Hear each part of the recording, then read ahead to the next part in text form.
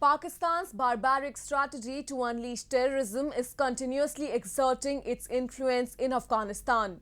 On one side, Pakistan is playing a crucial role in US Taliban deal aimed at bringing peace in the war-torn nation. On the other, it is consistently providing direct military and intelligence aid to Taliban to create unrest in Afghanistan.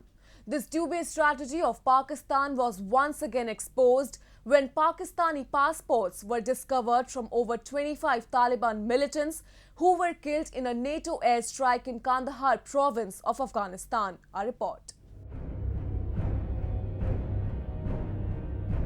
Islamabad's claims to completely dismantle terror infrastructure in the country and withdraw its support from the terror organizations operating in Afghanistan have fallen flat. Recently, an airstrike by NATO rescue support in Kandahar province of Afghanistan killed over 25 Taliban insurgents who were planning to launch attacks on Afghan security forces. And several documents and ID cards recovered from slain Taliban insurgents revealed that they were Pakistani citizens.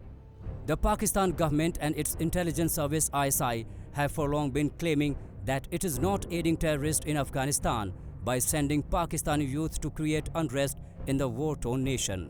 However, this recent operation has once again exposed Islamabad's bogus claims. Many of these Taliban operatives are actually Pakistan citizens. They are not Afghan citizens, they are Pakistan citizens.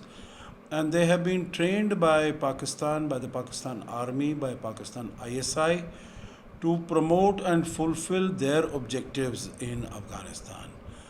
This has been known for quite some time, but I think this is clinching evidence. This is incontrovertible proof that these people, all of them, or a large number of them, of the Taliban operatives are actually Pakistani citizens. They are in the pay of Pakistan Army and of the intelligence agency, and they have been working against the interest of Afghanistan and to promote the interest of Pakistan in Afghanistan. It is widely acknowledged that the ISI has given the Afghan Taliban sanctuary inside Pakistan and supported the Taliban's resurgence in Afghanistan after 9/11, especially the Haqqani network, to carry out attacks inside Afghanistan. Since the creation of the Taliban, the ISI and the Pakistani military have given it financial, logistic and military, including direct combat support.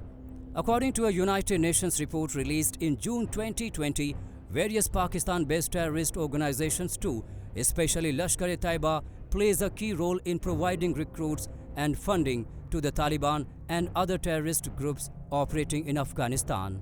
The UN Analytical Support and Sanctions Monitoring Team in its 2019 report had acknowledged that of the 8,000 to 10,000 foreign terrorists in Afghanistan, most are from Pakistan.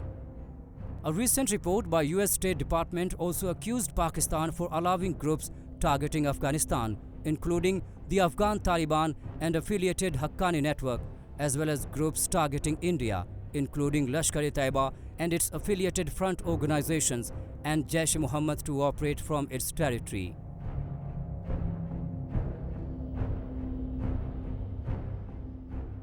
The objective of Pakistan is to control Afghanistan, against India to have a strategic depth in Afghanistan, and to have a full control over the government in Afghanistan, because it would now of course China is also getting involved, so the objectives of both Pakistan and China are together, so have control over the territory of Afghanistan. Pakistan's constant support to the Taliban shows that it does not and did not ever intend to pursue peace in the war-torn nations, thus ensuring peace with a peace agreement that did not involve the elected Afghan government, but Pakistan's assistance can further push the region into turmoil. Experts say that Pakistan sees the Taliban as an insurgents policy for reaching its long-standing strategic goals in Afghanistan, installing a pro-Pakistan government in Kabul and limiting the influence of its archival India, which has close ties to Kabul. It assumes that India's deep presence in Afghanistan can hamper its devious nexus with the terrorists. Pakistan does not want India to play any role in Afghanistan because it knows that it will be at Pakistan's expense.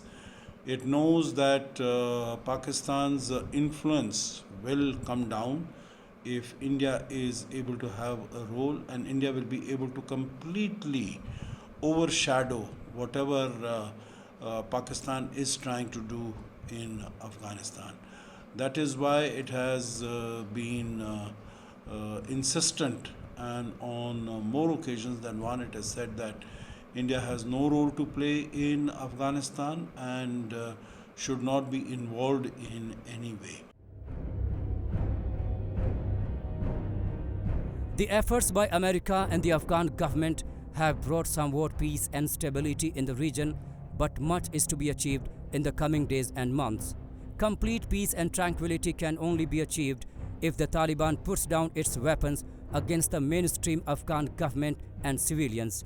Till the time Pakistan is providing shelter and aid to the Taliban's top leaders to operate from its territory, the end game in Afghanistan cannot be played behind Pakistan's back or to its exclusion.